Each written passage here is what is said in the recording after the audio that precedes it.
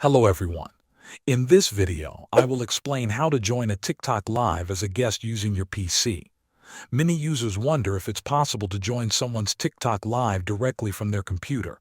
But the truth is that TikTok does not currently allow guests to join a live session directly from a PC. The guest feature is only available on the TikTok mobile app. When you watch a TikTok live from your computer, either through the website or the desktop version, you can only view the stream, comment, and send GIFs. You will not see any option to request to join the live as a guest.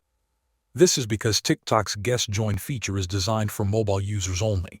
If you want to join a live as a guest, you will need to use your mobile phone. Some people use Android emulators, such as BlueStacks or Knox, to run TikTok on their PC. This can give you access to the mobile version of the app and allow you to send guest requests from your computer. However, you should be careful with this method. Emulators are third-party applications, and using them can be risky.